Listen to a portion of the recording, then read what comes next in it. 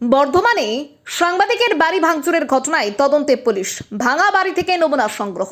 গত 5ই সেপ্টেম্বর 2025 সালে বর্ধমানের সাংবাদিক শেখ ইমতিয়াজের বাড়িতে হামলা ও ভাঙচুরের অভিযোগকে কেন্দ্র করে নতুন করে তৎপর হলো পুলিশ।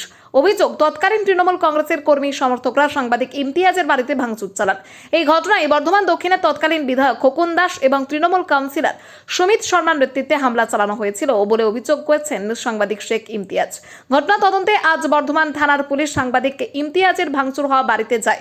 ঘটনাস্থলে খতিয়ে দেখার পাশাপাশি ভাঙা বাড়ি থেকে বেশ কিছু ভাঙা জিনিসপত্র এবং অন্যান্য সামগ্রী তদন্তের স্বার্থে সংগ্রহ করে নিয়ে যায় পুলিশ। তদন্তের কাজে এই সামগ্রীগুলি গুরুত্বপূর্ণ ভূমিকা নিতে পারে বলে মনে করা হচ্ছে। অভিযোগের বিষয়ে সাংবাদিক শেখ ইমতিয়াজের দাবি, দীর্ঘদিন ধরে তিনি প্রতিবাদী সাংবাদিকতার কারণে আক্রমণের মুখে পড়েছেন। তার আশা, বর্তমান সরকার আক্রান্ত সাংবাদিকের পাশে দাঁড়াবে। তার কথা, এই সরকারের বার্তা হওয়া উচিত ভয় আউট, ভরসা ইন। ইমতিয়াজের আরও দাবি, বাড়ি ভাঙচুরের ঘটনায় এখনো যেসব অভিযুক্ত গ্রেপ্তার করা হয়নি তাদেরকে দ্রুত গ্রেপ্তার করতে হবে। পাশাপাশি ভাঙচুরে ক্ষতিগ্রস্ত বাড়ি ও সম্পত্তির জন্য অভিযুক্ত ক্ষতিপূরণের ব্যবস্থাও দাবি করার কথা জানিয়েছেন তিনি।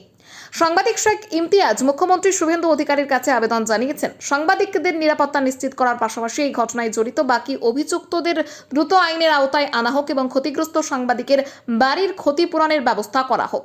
এখন পুলিশের তদন্ত কোন পথে এগোয় এবং এই ঘটনায় আরও কারোর বিরুদ্ধে আইনি পদক্ষেপ নেওয়া হয় কিনা সেদিকেই নজর রয়েছে। আজকে আপনাদের মনে থাকবে 5ই সেপ্টেম্বর 2025 সাল আমার এই যে বাড়িটা দেখতে পাচ্ছেন, এই বাড়িটা ভেঙেছিল তৎকালীন শাসক দলের দুষ্কৃতী বাহিনী, মাফিয়া আর গুন্ডা বাহিনীরা। আজকে প্রায় আর কটা দিন হলে একটা বছর কাটবে।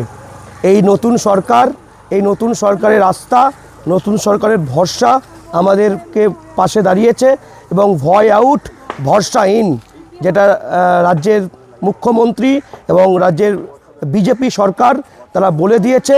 এবং খোকন দাসের অনুগামী এবং এখানকার যারা নেতৃত্ব রয়েছে, একজন মহিলা এবং 3-4 জন পুরুষ এবং আরও শতাধিক, তারা হচ্ছে গত 5ই সেপ্টেম্বর আমার বাড়ি ভাঙচুর করেছিল। সেদিন পেলে প্রাণে মেরে দিত। কী কারণে বাড়ি ভাঙচুর হয়েছিল? সত্য খবর করা যাবে না। তৃণমূলের আমলে খোকন দাস, কাকুলি গুপ্ত, তা আরও যারা নেতৃত্ব আছে এবং তার সঙ্গভঙ্গীদের খুব, হ্যাঁ, এবং তার সঙ্গভঙ্গীদের খুব কষ্ট হয়েছিল। তাদের নেতা চোর নয়, তাদের নেতা খুব সাধু। যাই হোক, আমি বিস্তারিত যাব না। আজকে এই সরকারের মুখ্যমন্ত্রী এবং এই সরকারের পুলিশ প্রশাসন পাশে দাঁড়িয়েছে, বর্ধমান সদর থানার পুলিশ পাশে দাঁড়িয়েছে। আজকে প্রায় 1 বছরের কাছাকাছি পুলিশ তদন্ত এলো, তদন্ত করে সিজ করে নিয়ে গেল জিনিসপত্র, কি না মাল নষ্ট হয়েছে, আরও মালপত্র চুরি করেছে এখানকার চোররা। আজকে নেই, তারা ঘরের ভেতরে ঢুকে আছে, কেউ পালিয়ে গেছে।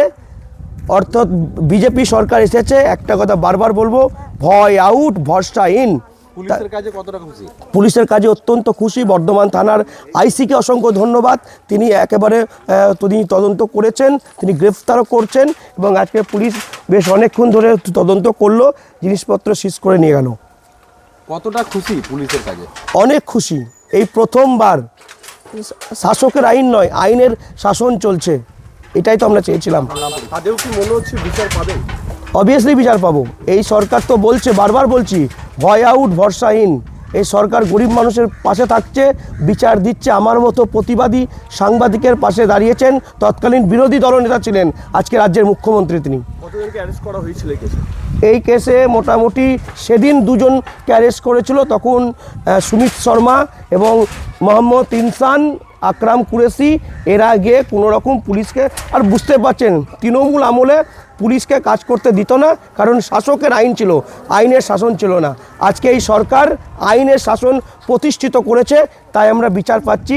এই যে আমরা আজকে যে কথা বলতে পারছি না, আপনারা মিডিয়া বন্ধুরা যে ছবি করতে পারছেন, সেদিন আপনারাও আক্রান্ত হয়েছিলেন। যদি তৃণমূল থাকতো, এখানকার সেই ভয়ানক মহিলা, হ্যাঁ, তিনি কিন্তু আবার আপনাদের উপর হামলা করতো। আমার নাম শেখ ইমতিয়াজ।